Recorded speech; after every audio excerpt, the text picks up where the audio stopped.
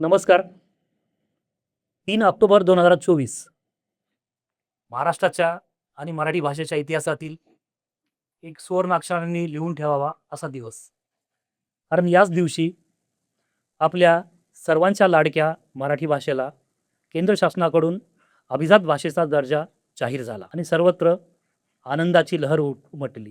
खरं तर मराठी भाषा ही आपली अत्यंत जुनी, जगातल्या नामवंत भाषांपैकी एक म्हणून जी गणली जाते अशी ही भाषा ही खरं तर अभिजात आहेच, मात्र त्यावर शासकीय शिक्कामोर्तब होणं गरजेचं होतं आणि हे त्या दिवशी झालं.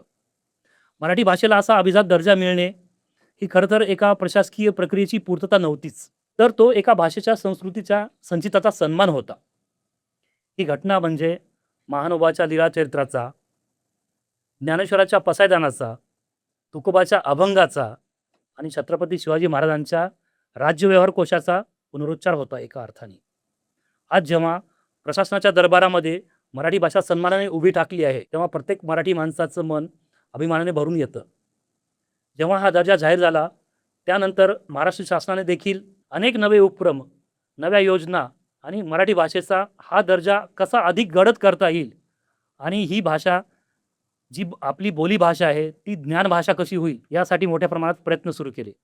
आणि यासाठी महाराष्ट्र शासनाचा मराठी भाषा विभाग जोमाने पुढे आला आणि त्याने अनेक नव्या उपक्रमांची मालिका सुरू केली. त्याच मालिकेविषयी आणि या उपक्रमाविषयी जाणून घेण्यासाठी आज खरं तर आपण इथं जमलेलो आहोत. सुदैवानं आपल्यासोबत गेल्या काही वर्षामध्ये मराठी भाषेसाठी जीवाचं रान करणारे आणि त्याला मोठ्या प्रमाणामध्ये पाठबळ देणारे एक उत्तम सक्रियशील असे प्रशासकीय अधिकारी श्री किरण कुलकर्णी सर, जे मराठी भाषा विभागाचे सचिव आहेत आणि स्वतः उत्तम मराठी भाषेचे अभ्यासक आहेत, ते आज आपल्या इथे उपस्थित आहेत. सर, आपलं बालभारतीच्या या स्टुडिओमध्ये मी आधी स्वागत करतो. धन्यवाद. आपल्या सर्वांसाठी खरं तर अभिमानाची गोष्ट आहेच, पण आपण थोडंसं शासकीय पातळीवरनं या विषयाकडे बघूया. मला सर्वप्रथम जाणून घ्यायला आवडेल की अभिजात भाषेचा दर्जा मिळाल्यानंतर खरं तर सैद्धांतिक पातळीवर हे अभिजात असणं काय असतं सर? आणि दुसरी गोष्ट की गेल्या 1.5-2 वर्षामध्ये अभिजात भाषेचा दर्जा मिळाल्यानंतर महाराष्ट्र शासनाने विशेषतः मराठी भाषा विभागाने काय काय उपक्रम राबवलेत आणि काय काय प्रक्रिया सुरू आहे, आपण यावर सविस्तर बोलावं. आपण उपस्थित केलेला मुद्दा अगदी बरोबर आहे. अभिजात भाषेचा दर्जा मराठी भाषेला मिळाला 2024 साली. ही एक महत्त्वाची घटना आहेच आणि त्याला एकूणच भाषेच्या इतिहासात सुद्धा एक विशिष्ट महत्त्व आहे. आपण जो उल्लेख केला तो सुद्धा बरोबर आहे की शासकीय शिक्कामोर्तब झालं या घटनेमुळे. आपल्या मराठी भाषेच्या अभिजातपणावरती शासकीय शिक्कामोर्तब झालेला आहे. कारण आपली भाषा अभिजात होतीच, अभिजात आहे आणि पुढील काळात सुद्धा ती अभिजात राहणारच आहे. पण शासनाने त्यांच्या काही विशिष्ट निकषांच्या आधारे आपल्या मराठी भाषेला अभिजात भाषा म्हणून जाहीर केल्यामुळे आता केंद्र शासनाची जी अभिजात भाषा विषयक एक योजना आहे, त्या योजनेमध्ये मराठी भाषेचा समावेश झाला आणि त्या योजनेचे फायदे आता मराठी भाषेला मिळू शकतील. परंतु मराठी भाषा ही पूर्वीपासून अभिजात असल्याचं आपण सर्व मराठी माणसं जाणतो आणि आपल्याला आपल्या भाषेचा अभिमानसुद्धा आहे. आणि अभिजात भाषेबद्दल काम करणं याच्यासाठी केंद्र शासनाच्या योजनेची किंवा त्यांच्या निधीची वाट पाहण्याची आवश्यकता नाही असं गृहीत धरून महाराष्ट्र राज्य सरकार आणि मराठी जनता यांनी खरं म्हणजे ही अभिजात भाषा टिकवण्यासाठी, संवर्धन करण्यासाठी म्हणून खूप प्रयत्न सुरू केलेले आहेत. केंद्र शासनाच्या योजनेचा जो काही भाग आहे त्या निमित्ताने जो निधी येणार आहे तो आपण त्याला बोनस असं म्हणू शकतो. या बाबतीत मराठी भाषा विभागाची जी भूमिका आहे ती अतिशय महत्त्वाची ठरते आहे. कारण अभिजात दर्जा मिळवण्यासाठीचा जो पाठपुरावा आहे तो मराठी भाषा विभागानेच केला आणि त्या सगळ्या पाठपुराव्याला यशसुद्धा आलं. मुद्दा असा आहे की अभिजात दर्जा मिळाला एवढ्यापुरतं न थांबता अभिजात म्हणजे काय हे आपण समजून घ्यायला पाहिजे. मी जेव्हा या विभागाचा कार्यभार स्वीकारला तेव्हा माझ्या आणि माझ्या सगळ्या सहकाऱ्यांच्या असं लक्षात आलं की अभिजातता याबद्दल आपल्या मराठी जनतेमध्ये जेवढी जागरूकता पाहिजे, जेवढी समज पाहिजे तेवढी समज आढळून येत नाही. म्हणजे अनेक लोक हे मराठीला अभिजात दर्जा मिळाला असं सरसकट म्हणत होते, पण अभिजात दर्जा म्हणजे काय, अभिजातता म्हणजे काय हे त्यांना माहिती नव्हतं, हे आमच्या लक्षात आलं. आणि म्हणून मराठी भाषा विभागाने सर्वप्रथम हाती असा एक प्रकल्प घेतला की मराठी जनतेला मराठी भाषेतून अभिजातपणाचे जे विविध पैलू आहेत, एखादी भाषा अभिजात ठरते त्याचे जे विविध दृष्टिकोन आहेत, याची ओळख होणं गरजेचं आहे. आणि त्या दृष्टिकोनातून मराठी भाषा विभागाने अभिजातता, भाषेची अभिजातता या विषयावरती 2 सुंदर विशेषांक काढले. ही गोष्ट ऑक्टोबर 25 मध्ये घडू शकली. अभिजात भाषेच्या सप्ताहामध्ये मराठी भाषा विभागाने हे 2 अंक काढले. यापैकी एक अंक होता तो नवभारत, हा वाईहून जो प्रसिद्ध होतो आणि तर्कतीर्थ लक्ष्मण शास्त्री जोशी यांनी ज्याची मुहूर्तमेढ रोवली, असा वैचारिक क्षेत्रामध्ये ज्याला अतिशय मान आहे, असा नवभारत या नियतकालिकाचा एक अभिजात विशेषांक हा काढायला आम्ही मराठी भाषा विभागाने त्यांना सहकार्य केलं आणि त्यांनी तो विशेषांक काढला. दुसरा विशेषांक मुंबईच्या हेमांगी या नियतकालिकाने काढला. या दोन्ही विशेषांकांमध्ये काही फरक आहे. दोन्हीचा विषय जरी अभिजात मराठी हा असला तरी नवभारतच्या विशेषांकामध्ये अगदी तर्कतीर्थांपासून नवभारतची जी एक ज्ञानवंतांची उज्ज्वल अशी परंपरा आहे, त्यातल्या अनेक विचारवंतांचे अभिजात भाषेबद्दलचे लेख या नवभारत अंकामध्ये समाविष्ट झालेले आहेत. हेमांगीचा अंक जो आहे तो समकालीन विचारवंतांचा भाषेच्या अभिजातपणाकडे बघण्याचा दृष्टिकोन या मुद्द्याभोवती आहे आणि त्या दृष्टीने समकालीन खूप चांगल्या विचारवंतांचे लेख त्या अंकामध्ये आलेले आहेत. मला असं वाटतं की या 2 अंकांमुळे भाषेचा अभिजातपणा याबद्दलची एकूणच मराठी जनतेची समज वाढायला निश्चितपणे उपयोग होतो आहे. दुसरी एक महत्त्वाची गोष्ट आम्ही केली ती म्हणजे अभिजात दर्जासाठीची जी पाठपुरावा समिती होती, त्यांचा जो अहवाल होता, तो अहवाल आपण दिल्लीला मराठी आणि इंग्रजी भाषेतून पाठवला आणि तो अहवाल मान्य केल्यामुळे केंद्र सरकारने अभिजात दर्जा आपल्या भाषेला दिलेला आहे. तो जो मराठी आणि इंग्रजीमधला अहवाल आहे, तो अहवाल शासनाच्या कपाटांमध्ये बंदिस्त होता. कारण दिल्लीला पाठवण्याचं त्याचं काम झाल्यानंतर आणि त्या आपल्या प्रयत्नांना यश मिळाल्यानंतर तो अहवाल जनतेला उपलब्ध झालेला नव्हता.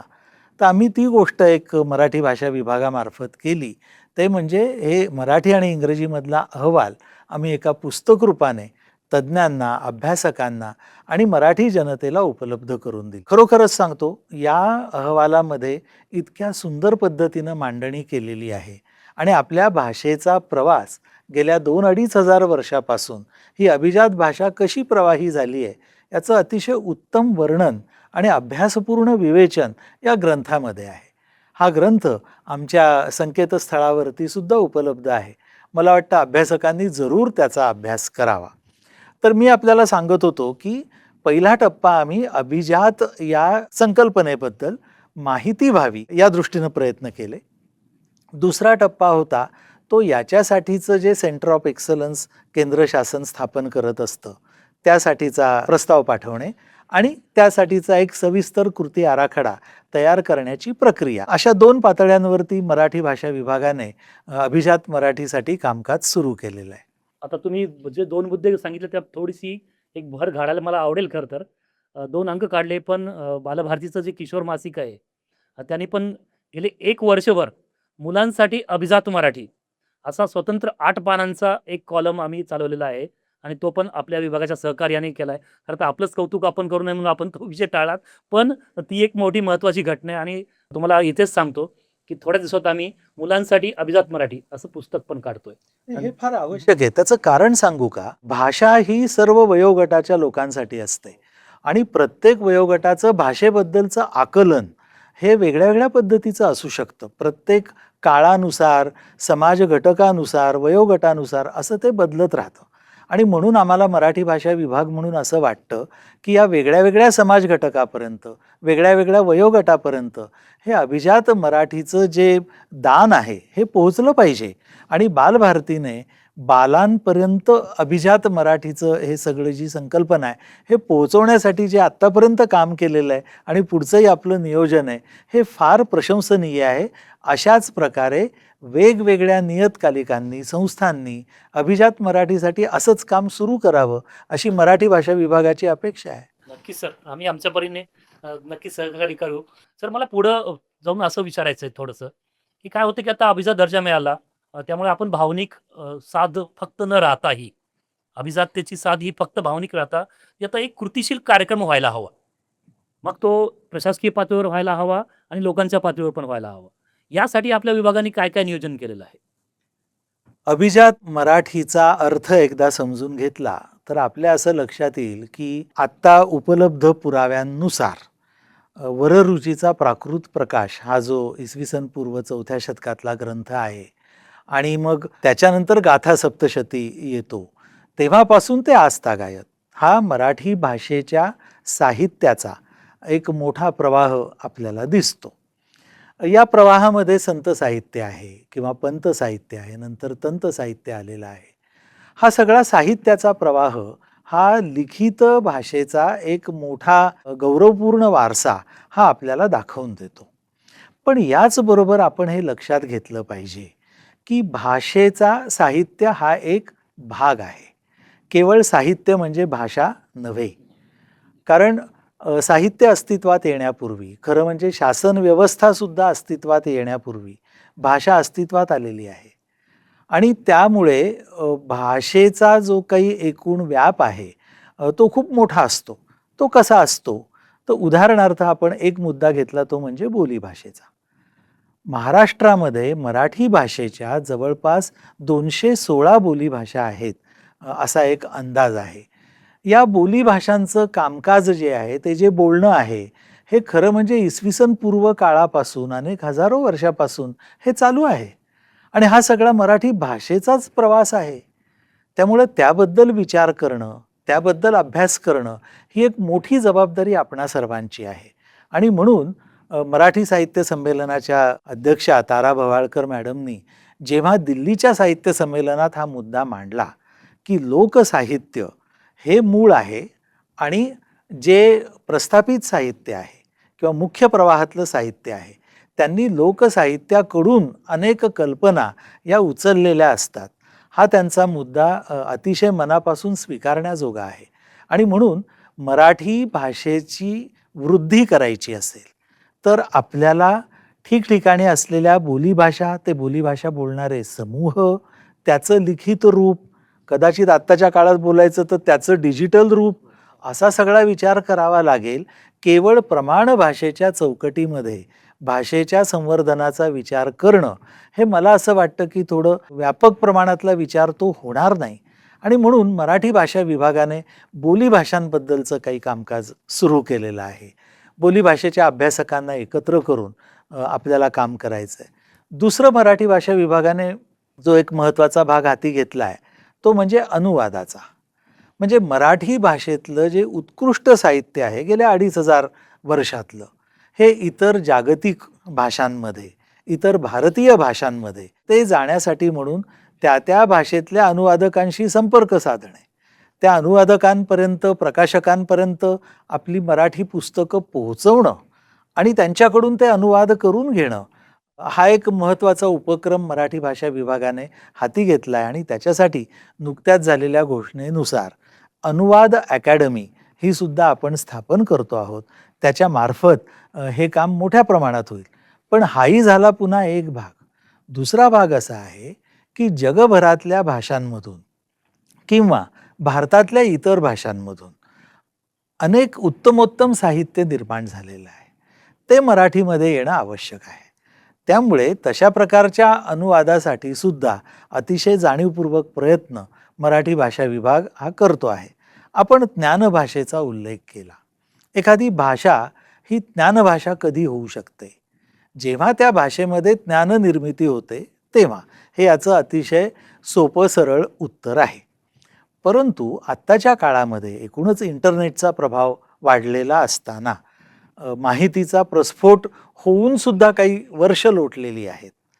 या परिस्थितीमध्ये ज्ञाननिर्मिती करणारी भाषा ही आपल्याला कशी पुढे नेता येईल याचा एक सजगपणे विचार करण्याची वेळ आलेली आहे.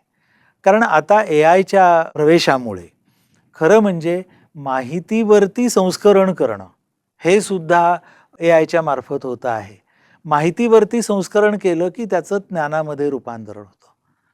मग ज्ञाननिर्मिती ही AI मार्फत होणार आहे का? तर याचं उत्तर इतकं हे सिम्प्लिफाईड नाही, इतकं हे सोपं नाही. ज्ञाननिर्मितीमध्ये AIचा मानवी मेंदूला एक असिस्टंट म्हणून निश्चितपणे उपयोग होणार आहे आणि तो उपयोग आपण करून घेतला पाहिजे. जसं आमच्या अनुवादाच्या सगळ्या उपक्रमांमध्ये आम्ही तंत्रज्ञानाचा फार मोठा उपयोग करून घेतो आहोत. त्याच्यासाठी भाषिणीसारख्या ॲपचा वापर करतो आहोत. त्यामुळे असिस्टंट म्हणून AIला वापरल्यामुळे माहितीची देवाणघेवाण तर सोपी होईलच. काही प्रमाणात आपल्या भाषेमध्ये ज्ञान तयार होण्याची प्रक्रिया किंवा ज्ञान उपलब्ध होण्याची प्रक्रिया सुद्धा होईल. परंतु ज्ञान निर्मितीची प्रक्रिया हा एक आणखी वेगळा भाग आहे असं मला वाटतं. ज्ञाननिर्मिती होण्यासाठी आपली मराठी भाषा बोलणारे ज्ञानवंत, आपली मराठी भाषा बोलणारे विचारवंत यांना अशा प्रकारची ज्ञाननिर्मिती करण्यासाठी आवश्यक अशी इकोसिस्टीम, असं वातावरण हे उभं करून देणं हे मराठी भाषिक म्हणून आपल्या सर्वांचं काम आहे. तसं वातावरण उभं राहिलं तर ज्ञाननिर्मिती होईल आणि ज्ञानाची आपण जी मग एक व्याख्या पाहिली माहितीवरचं संस्करण, याच्याही पुढे ज्ञानाचे काही प्रकार आहेत ज्याला आपण अस्सल मराठी भाषेमध्ये शहाणीव म्हणतो. ही शहाणीव जी आहे किंवा हे जे विस्डम आहे हे खरं ज्ञान आहे आणि ते आपल्या भाषेत निर्माण होण्यासाठी एक प्रकारचा खुलेपणा, अतिशय चांगलं वातावरण, विचारांची देवाणघेवाण आणि त्याच्यातून ज्ञाननिर्मिती अशी इकोसिस्टीम महाराष्ट्रात आणि मराठी भाषेपुरती निर्माण करणं हे केवळ मराठी भाषा विभागापुढचं नाही तर पूर्ण मराठी समाजापुढचं आव्हान आहे असं मी मानतो. धन्यवाद सर. फार छानपणे सांगितलं तुम्ही. भाषेचं महत्त्व मला एक आठवलं खरं तर बृहदारण्यक कोश आहे. त्यामध्ये याज्ञवल्क्य असं विचारलं जातं की अंधार पडून गेल्यावर, सूर्य मावळल्यावर किंवा अग्नी विझून गेल्यानंतर तुला प्रकाश कोण देईल? तर तो असं उत्तर देतो. तो म्हणतो की हे सगळं गेल्यानंतर फक्त एकच गोष्ट जिवंत असते, ती म्हणजे भाषा. कारण भाषा माणसाला अंधारातही माणसाच्या सोबत असते. त्यामुळे भाषेची मुळं इतकी सखोल आहेत की मानवी संस्कृतीचा एकूण सगळा जो डोलारा आहे, जो गाभा आहे तो भाषेत आहे आणि आपली मराठी इतर अभिमानाने सांगावी अशी आहे. फक्त सर यातली आता मला अजून एक प्रश्न असा पडतोय की साहित्यापुरती भाषा मर्यादित आपण मानतो, पण कुठलीही भाषा ज्यावेळेस तिचा व्यापक प्रमाणात प्रसार व्हायचा असेल किंवा ती खूप खोलवर आणि सखोल जायची असेल तर ती लोकव्यवहाराची भाषा पण झाली पाहिजे. दैनंदिन माणसाच्या जीवनामध्ये, त्याच्या व्यवहारामध्ये त्याचा सातत्याने वापर व्हायला हवा. जसं ज्ञाननिर्मिती ही तर महत्त्वाची घटना आहेच आहे. तर लोकांपर्यंत ही भाषा पोहोचावी, ती शासकीय योजनांमार्फत असेल किंवा वेगवेगळ्या उपक्रमांमार्फत आहे. यासाठी आपल्या विभागातर्फे काय काय प्रयत्न सुरू आहेत याबद्दल जर आपण सांगावं. विभागातर्फे जे प्रयत्न सुरू आहेत ते मी आधी थोडक्यात सांगतो आणि नंतर या संकल्पनेबद्दल थोडंसं बोलतो. विभागातर्फे एकतर अमराठी भाषिकांना मराठी शिकवण्यासाठीचे वेगळे वेगळे मॉड्यूल्स आणि कोर्सेस, ज्यामध्ये काही ऑनलाईन कोर्सेसचा सुद्धा समावेश आहे, असे तयार करण्यात आलेले आहेत आणि त्याचा लाभ घेतला जातो आहे. त्याचबरोबर विविध पाठ्यक्रम जे आहेत, म्हणजे विविध अभ्यासक्रमांची जी पुस्तकं आहेत, जी इंग्रजी भाषेत आहेत. काही विषय, उदाहरणार्थ मेडिकल सायन्स असेल, इंजिनिअरिंगचा काही भाग असेल किंवा कॉम्प्युटर सायन्स असेल, याची मराठीमध्ये पुस्तकं निर्माण होणं ही गरज आहे. आणि याबाबत सुद्धा आमचा विभागही प्रयत्नशील आहे, उच्च व तंत्र शिक्षण विभागही प्रयत्नशील आहे. अनेक विद्यापीठांमधून याच्यासाठी खूप चांगले प्रयत्न चालू आहेत. या प्रकारे व्यवहारात ती भाषा येण्यासाठी म्हणून प्रयत्न सुरू आहेत. तंत्राचा याच्याशी जो संबंध आहे, म्हणजे भाषिणीसारखं ॲप आहे, त्याची प्रगती ज्या पद्धतीनं आता चालू आहे त्यात असं दिसतंय की तुम्हाला जी कोणती भाषा येत असेल त्या भाषेत तुम्ही बोलल्यावर समोरच्याला त्या ॲपच्या माध्यमातून त्याच्या भाषेमध्ये तुम्ही काय बोललात हे कळणार आहेत आणि तो त्याच्या भाषेमध्ये बोलला तरी ते तुम्हाला मराठी भाषेमध्ये जस्ट इन टाईम, म्हणजे त्याच वेळेस हे कळणार आहे. अशी तंत्रज्ञानाची जी प्रगती आहे, तो जो टप्पा आहे तो आत्ता आलेला आहे आणि याच्या पुढच्या काळात तो आणखी आणि गडद होत जाणार आहे, आणखी सोपं होत जाणार आहे. मग अशा परिस्थितीत खरं म्हणजे व्यवहारामध्ये मराठी भाषकांनी आपली भाषा सोडून देण्याचं काही कारणच नाही आहे. म्हणजे आपली जी भाषा आहे, आपल्याला जे कम्फर्टेबल आहे त्यामध्ये आपण बोललो तर ते समोरच्याला जी भाषा कळते त्या भाषेत त्याला ऐकू जाऊ शकतं. तो काळ काही दूर नाही, किंबहुना आलेला आहे तो काळ. त्याच्यामुळे सर्व मराठी भाषिकांनी जर असं ठरवलं की आपण मराठी भाषेमध्येच बोलायचं तर व्यवहारामध्ये ही भाषा येऊ शकते. आता याच्या जरा संकल्पनात्मक काही बाबी तपासायच्या ठरल्या तर मला असं वाटतं की भाषा ही मुळात प्रवाही गोष्ट आहे, ती स्टॅटिक गोष्ट नाही. काळानुसार, समाजानुसार आणि मुख्य म्हणजे गरजेनुसार ती बदलत असते. प्रमाण भाषेवरती काही प्रमाणात शासनाचा अधिकार असतो. म्हणजे शुद्ध लेखनाचे नियम कुणीतरी ठरवावेत असं ठरलेलं असतं. प्रमाण भाषेतले शब्द कोणते असावेत हे काही शासन नियुक्त तज्ज्ञ ठरवतात. म्हणून मी असं म्हणतो की प्रमाण भाषेबद्दलचे काही निर्णय घेण्याचे, ते सुद्धा सर्व नाही, हे निर्णय घेण्याचे अधिकार हे शासनाकडे असले तरी अतिशय पूर्वीच्या काळापासून जेव्हा भाषा निर्माण झाली तेव्हापासून भाषेबद्दलचे सर्वाधिकार हे समाजाचे आहेत. समाजाने ठरवलं कोणती भाषा पुढे न्यायची, समाजाने ठरवलं कोणते शब्द टिकवायचे, समाजाने ठरवलं कोणते शब्द नष्ट करायचे. म्हणजे समाज हा सर्वाधिकारी आहे.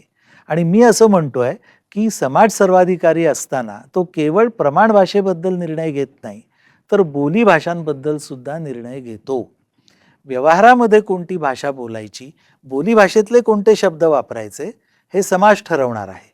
आणि त्याच्यामुळे आपण पाहिलं असेल तर ग्रामीण महाराष्ट्रामध्ये अनेक ठिकाणी आणि मेट्रोपॉलिटन सिटीज सोडल्या तर बाकी शहरांमध्ये सुद्धा खूप मोठी जनता ही त्यांच्या दैनंदिन व्यवहारामध्ये मराठीमध्येच व्यवहार करत आहे. मेट्रोपॉलिटन सिटीजमध्ये काही ठिकाणी आपल्याला असं दिसतं आणि जाणवतं की मराठी भाषिक सुद्धा व्यवहारामध्ये इतर भाषांचा वापर करतो आहे अनेक कारणांमुळे. पण आता अभिजात दर्जा मिळाल्यामुळे जो एक आत्मविश्वास मराठी भाषिक जनतेमध्ये निर्माण झालेला आहे त्याचा एक उपयोग असा होईल की मराठीचा वापर व्यवहारामध्ये सुद्धा अधिकाधिक केला जाईल. एक गोष्ट लक्षात ठेवायला पाहिजे, मराठीचा व्यावहारिक वापर होणे ही बाब सुद्धा आता डिजिटल मराठीवरती निदान काही प्रमाणात अवलंबून असणार आहे. आपण डिजिटल मराठीचा विकास जेवढा करू तेवढी व्यवहारामध्ये मराठी भाषा जास्त वापरली जाईल. परंपरागत पद्धतीने व्यवहारात मराठी भाषा वाढण्यासाठीचे प्रयत्न हा विषय आपल्याला आता वेगळ्या पद्धतीने त्याच्याकडे बघण्याची गरज आहे. आणि मला मराठी भाषा विभागाचा सचिव म्हणून असं अतिशय खात्रीपूर्वक वाटतं की अभिजात भाषेचा शासकीय दर्जा मिळाल्यामुळे वाढलेल्या आत्मविश्वासामुळे पुढील काळामध्ये, म्हणजे मी अनेक रील्स वगैरे बघतो, तरुण मुलं ज्या पद्धतीने मराठीमधनं बोलतायत आणि अनेक शब्दांना मराठी प्रतिशब्द किंवा अनेक परकीय भाषेतले शब्द आता सर्रास मराठी शब्दासारखे रुळत आहेत आणि त्याच्यामुळे आपली भाषा संपन्न होते आहे. हे चित्र फार आशादायी आहे आणि मला असं वाटतं की पुढच्या काळामध्ये व्यवहारामध्ये प्रमाण भाषा म्हणून, बोली भाषा म्हणून आणि डिजिटल मराठी म्हणून अशा सर्वच पातळ्यांवरती मराठी भाषेचं भविष्य हे अतिशय उज्ज्वल आहे असं मला ठामपणे वाटतं. नक्कीच मराठी भाषेचं भविष्य उज्ज्वल आहे, कारण आपला भूतकाळ इतका मोठा वारसा संतांचा, पंतांचा, तंतांचा आणि आधुनिक कवीचा, भाषातज्ञांचा इतका मोठा आहे की हा वारसा पुढे टिकून ठेवणं आणि तो वाढवणे ही आपली जबाबदारी आहे. पण सर त्याच वेळेस एक छोटीशी अजून एक गोष्ट आपल्याला विचारायची वाटते मला, की भाषा परत पुन्हा की भावनिक पातळीवरतीचा आपल्या अभिमानाचा विषय आहे, आनंदाचा विषय आहे तो. पण एखादी ज्ञान भाषा जेव्हा अर्थभाषा होते ना, ती अर्थाची भाषा होणं पण खूप गरजेचं असतं. कारण माझ्या उत्पन्नाचं साधन, माझ्या जगण्याचं साधन पण ती भाषा होऊ शकते. असं हे जगात अनेक भाषांनी हे सिद्ध करून दाखवलंय.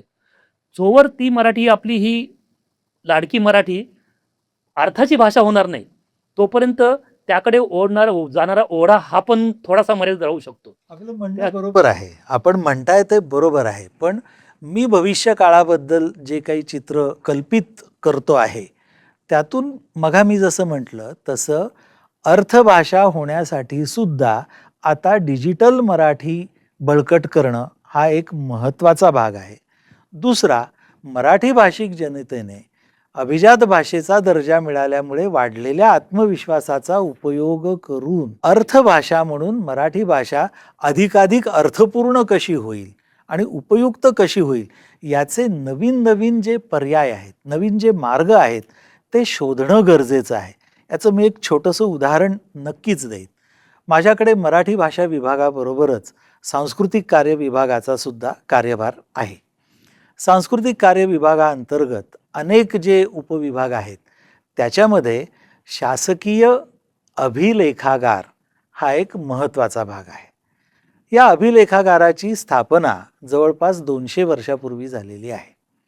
म्हणजे नाना फडणवीसांच्या काळापासून किंवा त्याच्याही आधीच्या काळापासूनची जी शासकीय कागदपत्रं आहेत महाराष्ट्रातली, ही सगळी या अभिलेखागारामध्ये आमच्या राज्यभरात पसरलेल्या 6-7 आमची जी प्रादेशिक कार्यालये आहेत तिथं अतिशय जपून आणि व्यवस्थितपणे ठेवलेले आहेत. या कागदपत्रांची संख्या किती आहे? या कागदपत्रांची संख्या जवळपास 17.5 कोटी आहे. या 17.5 कोटी कागदपत्रांमध्ये ज्या भाषेत हे लिहिलेलं आहे, ज्या लिप्यांमध्ये लिहिलेलं आहे ते काय काय आहे? तर मोडी लिपी आहे किंवा इंग्रजी भाषेत काही कागदपत्रं आहेत, मराठी भाषेतली काही कागदपत्रं आहेत, काही पारशी भाषेतली आहेत, उर्दू भाषेतली आहेत, अरेबिक आहे, गुजरातच्या बॉर्डरवरच्या गावांमधली जी शासकीय कागदपत्रे ती गुजराती भाषेतली आहेत, तेलुगू भाषेतली आहेत, कन्नड भाषेतली आहेत. अशा अनेक प्रकारच्या, तर जवळपास 18 ते 20 भाषा आणि 2 ते 3 प्रकारच्या लिपी याच्यामध्ये ही कागदपत्रं 17 कोटी आहेत. आता मुद्दा असा की रोजगाराच्या दृष्टीने आणि मराठी अर्थभाषा होण्याच्या दृष्टीने या वस्तुस्थितीचा उपयोग कसा होऊ शकेल? तर तो असा होऊ शकेल, म्हणजे मी जे म्हणतोय ना की मराठी भाषिकांनी असे मार्ग शोधले पाहिजेत. त्यातला हा जो मार्ग मला दिसतोय एक, तो मी उदाहरण म्हणून सांगतोय. आता ही 17 कोटी जे कागदपत्र आहेत यांचं मुळात आत्तापर्यंत वाचनच झालेलं नाही. कारण अभ्यासकांनी त्यातले 1-2 कोटी कागदपत्र तपासले असतील, पण बाकीच्यांचं वाचन झालेलं नाही. हे वाचन कोण करणार आणि वाचन करून काय करायचंय नक्की? तर वाचन करून तो मजकूर हा समकालीन मराठीमध्ये आपल्याला लिहावा लागेल की नाही, सगळ्यांना कळण्यासाठी. याचा अर्थ असा की मला BA आणि MA झालेले अनेक मराठी तरुण असे पाहिजे आहेत की जे ती भाषा समजू शकतील किंवा ती लिपी समजू शकेल. म्हणजे मोडी लिपी ज्याला माहिती आहे आणि जो BA मराठी किंवा MA मराठी झालेला आहे असा तरुण मला पाहिजे आहे. कारण तो मोडी लिपी वाचून समकालीन मराठीमध्ये त्या कागदपत्रात काय लिहिलं आहे हे लिहून काढेल. ही गरज आहे. हेच अरेबिक बाबत आहे, हेच फारशी बाबत आहे, हेच गुजरातीबद्दल आहे, हे तेलुगूबद्दल आहे. म्हणजे ज्या भाषा तिथं आलेल्या आहेत, इंग्रजी भाषेमध्ये काही कागदपत्र आहेत, त्या कागदपत्रांमध्ये ज्या भाषा आहेत त्या भाषेंवरती प्रभुत्व असलेला आणि मराठीवरती प्रभुत्व असलेला अशी लोकं मला पाहिजे आहेत. अशी लोकं मिळणं काही अवघड नाही. आणि हा खरं म्हणजे मराठी तरुणांना ही रोजगाराची एक नवीन संधी आहे. बरं, असे किती लोक पाहिजे आहेत? तर 17.5 कोटी कागद वाचण्यासाठी आपल्याला काळकाम वेगाचं गणित मांडावं लागेल. म्हणजे मला जर अशी 100 युवक मिळाले तर 100 युवकांकडून हे काम व्हायला 17.5 कोटी कागदपत्रांचं साधारण 7 ते 8 वर्ष लागतील. मला जर 500 युवक मिळाले तर हे 5-6 वर्षात काम होईल. आणि मला जर 1000 युवक मिळाले तर कदाचित 3 वर्षात काम होईल. आणि जर 10,000 युवक मिळाले तर हे 6 महिन्यात काम होऊ शकतं. हा एक उदाहरण झालं. अशा प्रकारे अनेक मार्ग आपल्याला मराठीबद्दल मिळू शकतात. आम्ही एक प्रयोग केला. मराठी भाषेवरती असलेल्या प्रभुत्वाचा उपयोग करून कोणता बिझनेस करता येईल, कोणता बिझनेस करणं सोयीचं होईल किंवा कोणती नोकरी मिळू शकते याची आम्ही एक यादी केली.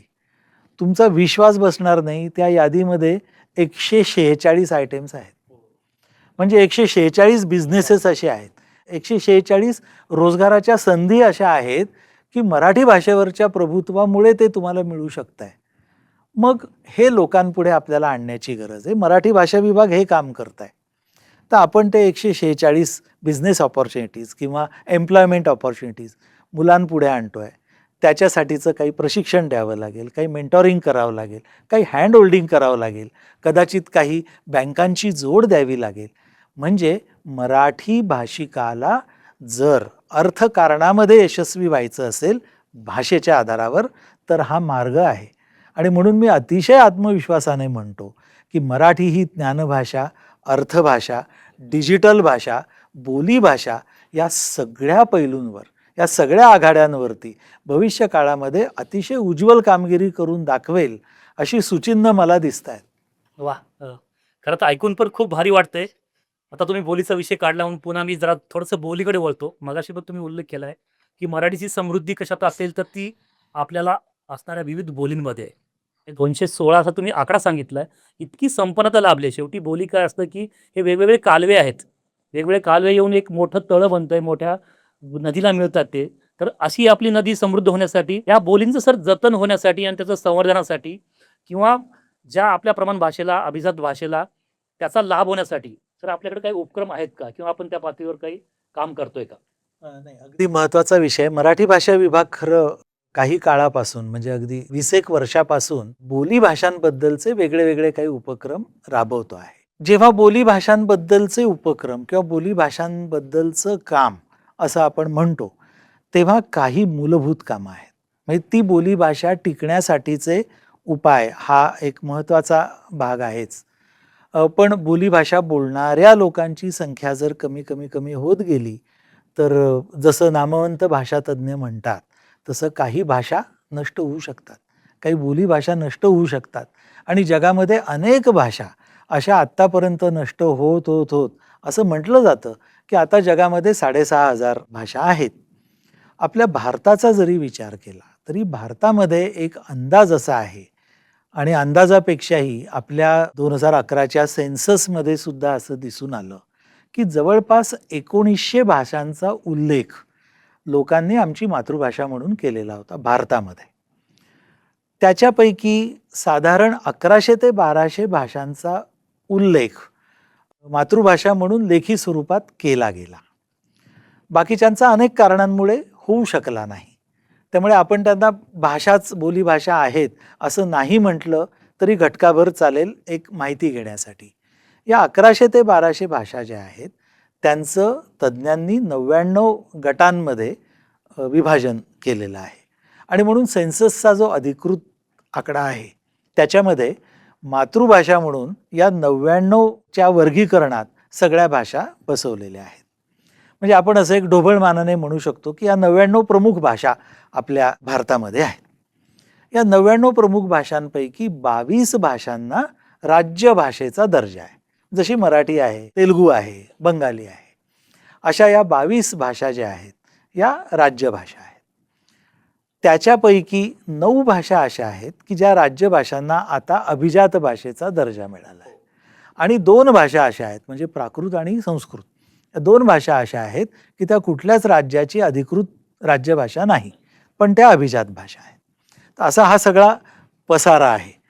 आता याच्यामध्ये बोलीभाषांसाठी काम करायचं म्हणजे महाराष्ट्रामध्ये ज्या 216 बोलीभाषा आहेत त्यांचा आपण विचार करायचा झाला तर पहिली गोष्ट काय करायला पाहिजे, तर या 216 बोलीभाषांमध्ये टप्प्याटप्प्याने का होईना पण शब्दकोश निर्मिती व्हायला पाहिजे.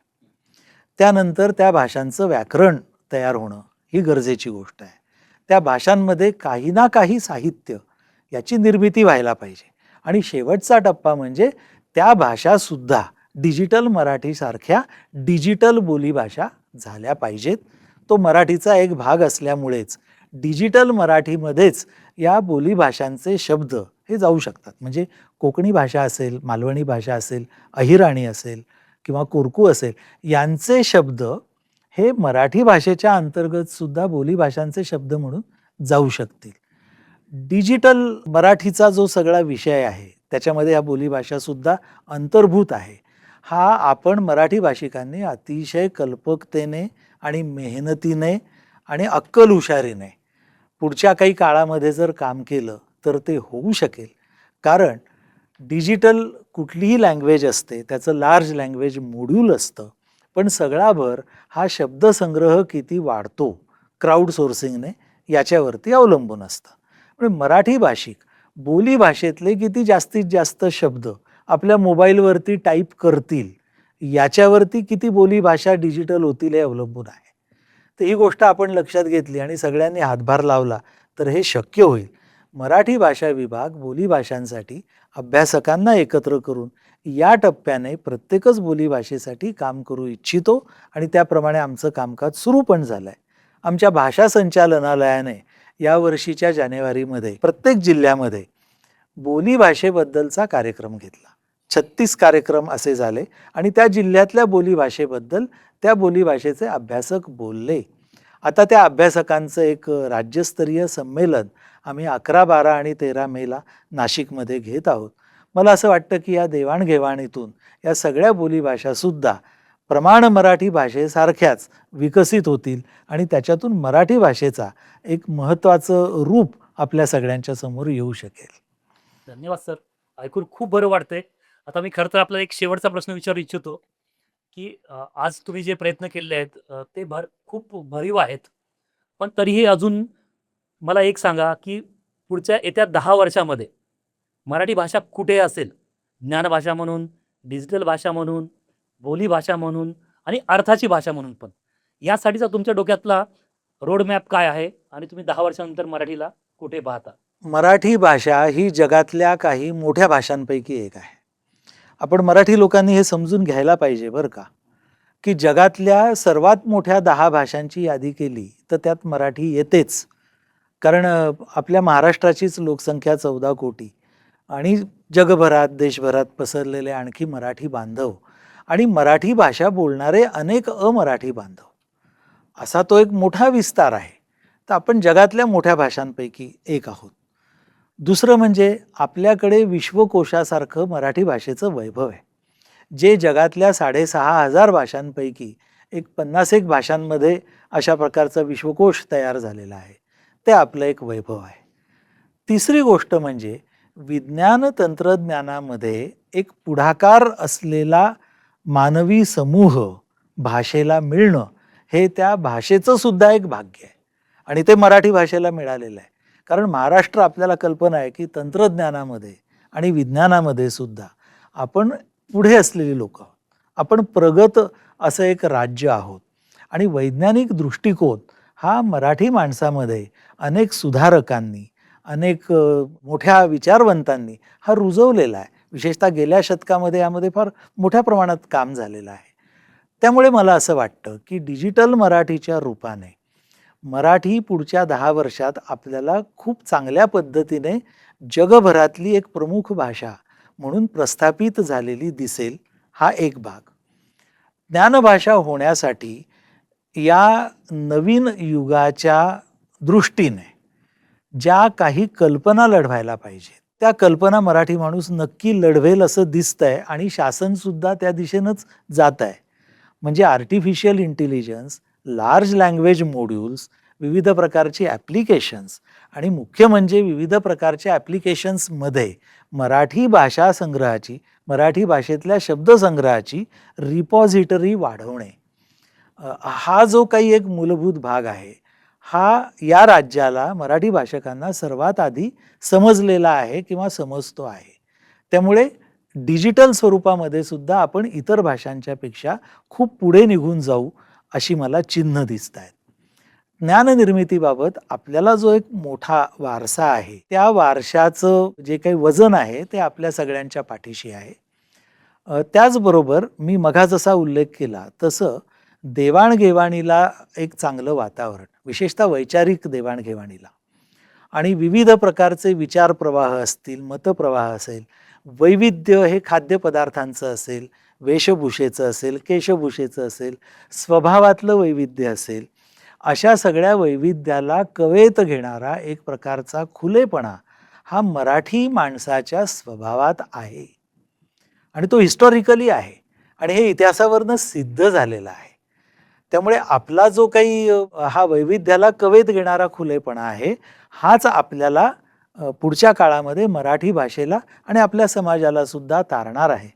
आणि म्हणून मला खरोखर मनापासून असं वाटतं आणि खात्री आहे की मराठी माणसाने आपल्या अस्सल मराठी पद्धतीने आपलं वागणं जर चालू ठेवलं आणि तशी चिन्ह मला दिसत आहेत तर आपण निश्चितपणे पुढच्या 10 वर्षात आपली मराठी भाषा ही जगातली अनेक अर्थांनी प्रमुख भाषा, ज्ञानभाषा म्हणून, अर्थभाषा म्हणून किंवा इतर डिजिटल भाषा म्हणून तुम्ही कुठलाही पॅरामीटर लावा, त्याच्यामध्ये आपण हे करून दाखवू शकतो. श्रीम माटे म्हणायचे की देश म्हणजे देशातली माणसं.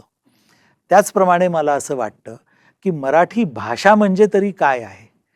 तर मराठी भाषा ही काही वेगळी वस्तू नाही आहे. तर मराठी भाषिकांच्या समूहामध्ये त्यांच्या हृदयापाशी वसलेली आणि त्यांची लाडकी असलेली अशी ही संकल्पना आहे. आणि त्याच्यामुळे तिचं भविष्य उज्ज्वल आहे याच्याबद्दल माझ्या मनात कुठलीही शंका नाही. धन्यवाद सर. खूप बरं वाटलं आपल्याकडनं इतकं आश्वासक, आशादायक आणि भविष्याचं एक छान चित्र समोर डोळ्यासमोर आलंय. खरं तर आपली मराठी भाषा जिने काही हजार वर्ष मराठी मन, मराठी अस्मिता, मराठी संस्कृती रुजवलेली आहे. भाषा खरं तर नुसती भाषा नसते, तर ती मानवी अस्तित्वाचं एक अभिन्न आणि अविभाज्य असं अंग असतं. भाषेनं माणसाला आतून आणि बाहेरून व्यापून टाकलेलं असतं. वापरा किंवा न वापरा, भाषा ही कायम आपल्यासोबतच असते. भाषेतून माणसाचे व्यक्तिमत्व, स्वभाव, मूल्यदृष्टी सगळं आपल्याला कळत असतं. भाषेतून माणसाचा भौगोलिक परिसर कळतो. सर्वात महत्त्वाचे म्हणजे भाषेतून माणसाची संस्कृती कळते. भाषेतून ज्ञान व्यवहार होतो आणि सौंदर्य निर्मितीही होते. भाषा औपचारिक असते तशी ती अनौपचारिक ही देखील असते. खरी असते तशी कधी कधी ती खोटी पण असते. कधी सांगायची असते तर कधी खाजगी पण असते, तर कधी ती सार्वजनिक पण बनते. अगदी मौनाची भाषा असते, प्रेमाची भाषा असते, जोडण्याची भाषा असते, तशी ती तोडण्याची भाषा असते. अशी आपली मराठी भाषा जिने आपलं मराठी मन, आपलं मराठी संचित आजवर समृद्ध केलेलं आहे. आणि आता येत्या काळामध्ये देखील या तंत्रज्ञानाच्या युगात ही मराठी भाषा जागतिक पटलावर अत्यंत चमकदारपणे उभी राहील. आणि ज्ञानेश्वरांनी हजार दीड वर्षापूर्वी जो आशावाद व्यक्त केला होता आणि जो अभिमान व्यक्त केला होता की माझ्या मराठीचे बोलू कौतुके, परी अमृतातेही पैजा जिंके, ऐशी अक्षर रसिके मेळविन, तोच आत्मविश्वास आपण मराठी माणस येत्या काळात देखील पुढे नेऊ आणि आपल्यासारखे दूरदृष्टी असणारे व्यक्तिमत्व ह्या भाषेला जगाच्या पटलावर नेतील असा आत्मविश्वास आज तुमच्याशी चर्चा करून झाला. आपण इथे आलात सर, यासाठी खूप खूप आभार. येत्या काळात देखील आपल्याकडनं असे नवीन नवीन विक्रम जे आमच्या मराठी भाषेला, आपल्या मराठी भाषेला समृद्ध करतील असा विश्वास वाटतो मला. आणि आपण इथे आम्हाला वेळ दिलात त्याबद्दल मनापासून आभार. धन्यवाद. नमस्कार. धन्यवाद.